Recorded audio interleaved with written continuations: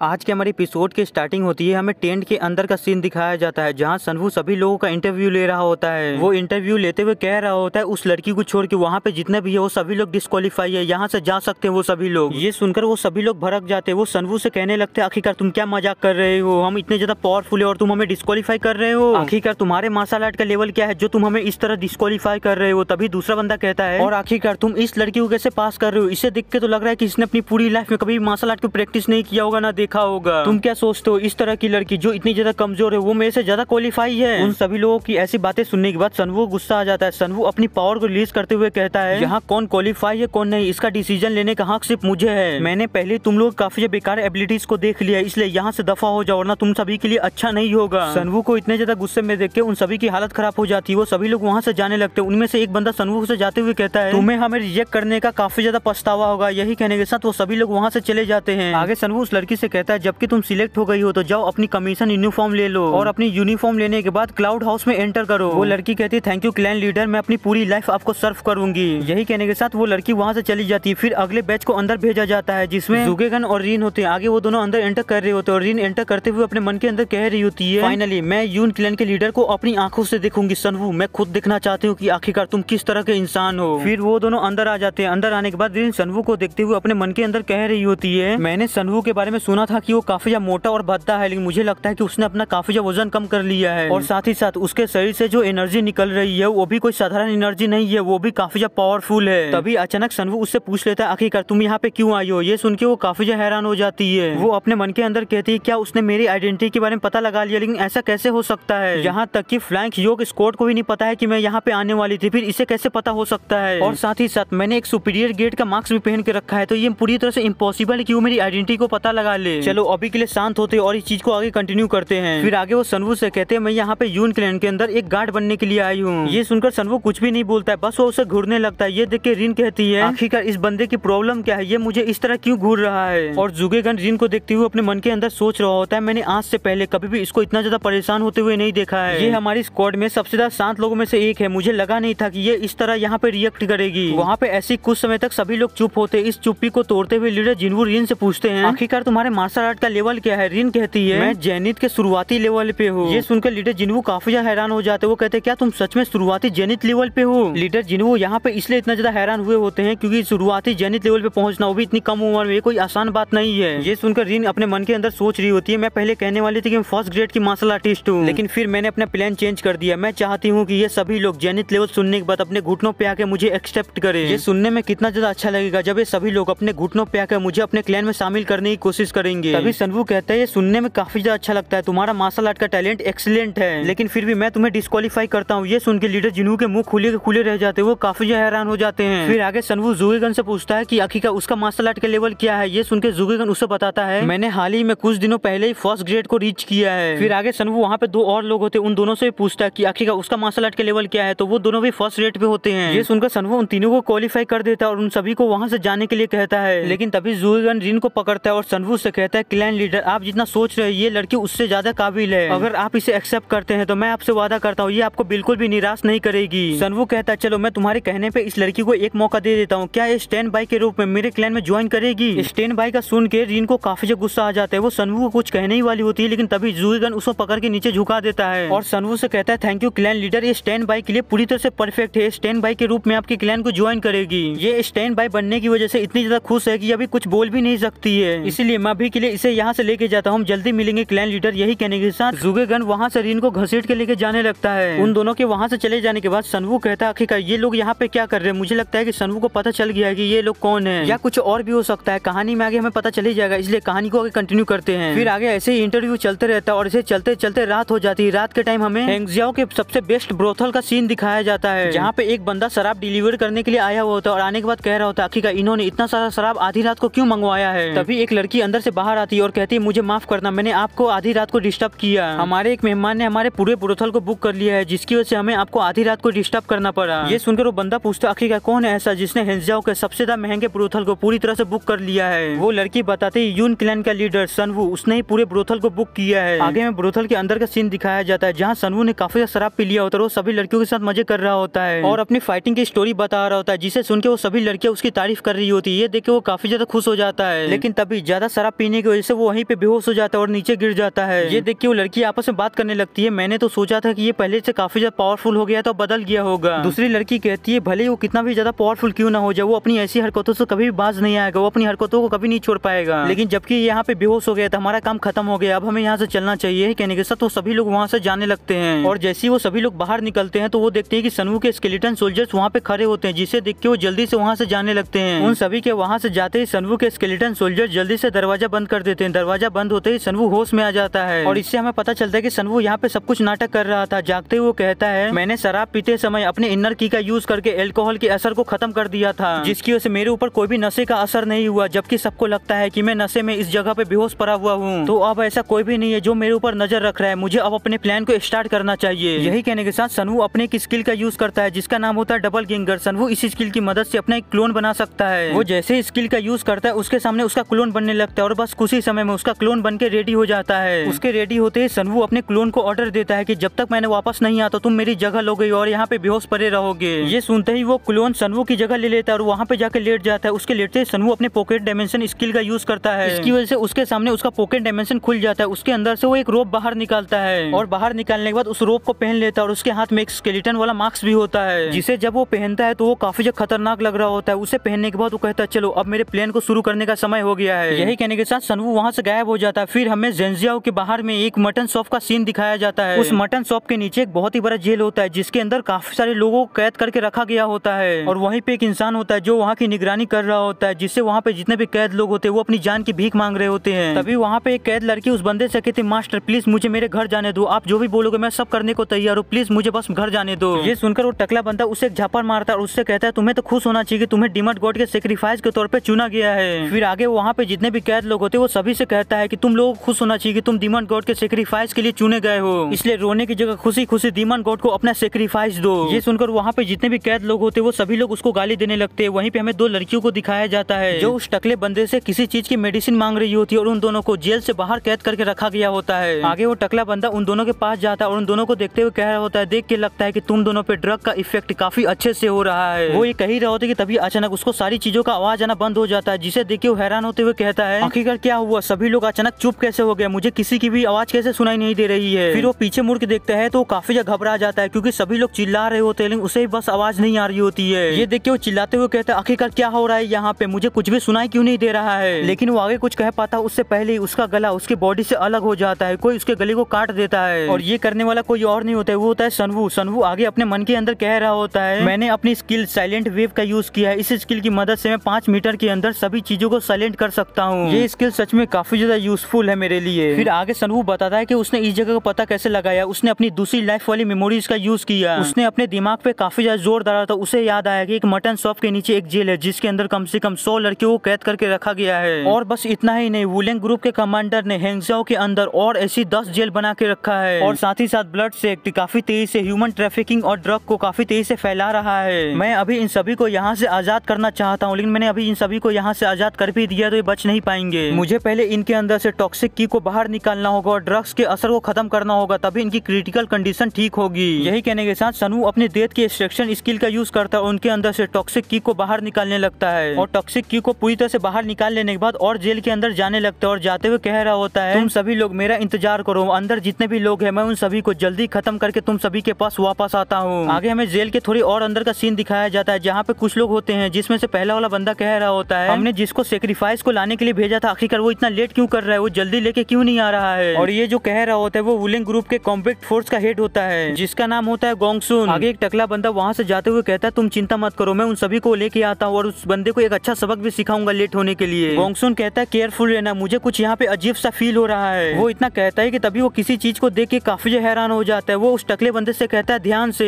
लेकिन तब तक काफी लेट हो चुका होता है। एक अटैक बहुत ही तेज से आता है, उस टकले बंदे को लग जाता है और टकला बंदा उड़ते हुए सीधा उस गुनसन के पास जाके गिरता है। ये देख के गुनसन अपने बचे हुए सभी लोगों से कहता है जल्दी से फाइट के लिए तैयार हो जाओ, किसी ने हमारे ऊपर हमला कर दिया है। और इसी के साथ आज का हमारा ये एपिसोड यही खत्म होता है। वीडियो पसंद आएगा तो लाइक कर दीजिएगा, नहीं होगा फिर लाइक कर दीजिएगा, चैनल को सब्सक्राइब कर दीजिएगा। मिलते हैं अगले एपिसोड में, बाय।